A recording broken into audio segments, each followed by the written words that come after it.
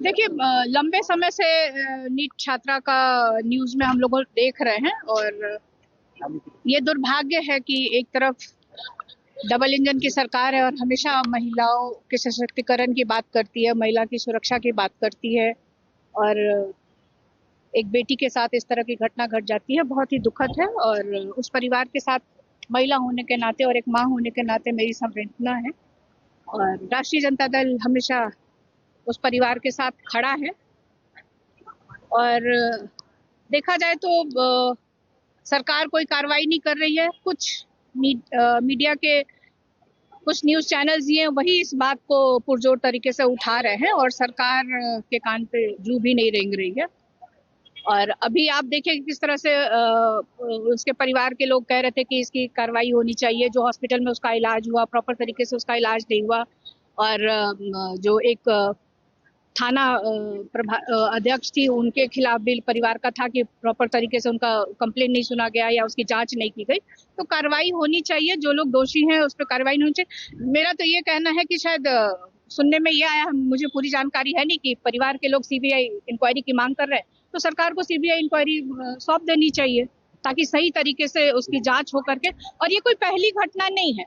आप पिछले 10-12 दिनों में देखें तो लड़कियों के साथ, महिलाओं के साथ 5-6 घटना इस तरह की देखने को आई है, अलग अलग जिलों से आई है। तो कार्रवाई होनी चाहिए।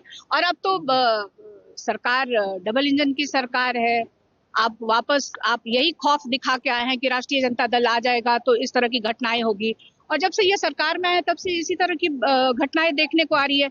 कहीं भी गोली मार दी जाती है किसी को, अपराध बढ़ा हुआ है, महिलाओं के साथ सबसे ज्यादा। बिल्कुल बिल्कुल बिल्कुल, राष्ट्रीय जनता दल अपनी तरफ से पूरी कोशिश करेगी कि बजट सेशन में हम लोग इस बात को वहाँ पे रखने का काम करें।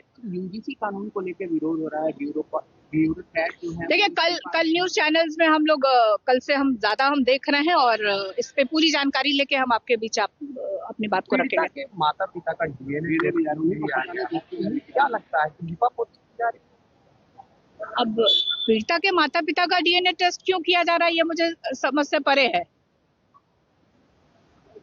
जो कुछ लोगों का ये आरोप है कि उसके साथ छेड़छाड़ हुई है, उसके पोस्टमार्टम रिपोर्ट भी बदली गई है या छेड़छाड़ हुआ है, तो ये सब सरकार का है और लॉ एंड ऑर्डर का है। तो ये लोग देखें। ये लोग शकील अहमद खान ने आरोप लगाया और दावा किया कि मुझे धमकी दी जा रही है। जब से मैंने राहुल गांधी को डरपोक नेता कहा, मुझे धमकी दी जा रही है कांग्रेस के। मतलब कौन से शकील अहमद?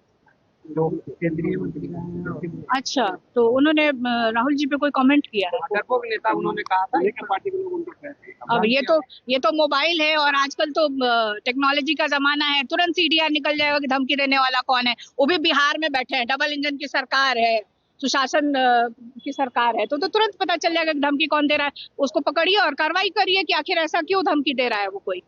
रोहिणी आचार्य मैंने ट्वीट कर रही है राजकोषी को लेकर। देखिए, अब वो ट्वीट कर रही हैं, क्यों कर रही हैं, क्या कर रही हैं, तो वही बताएंगी ना।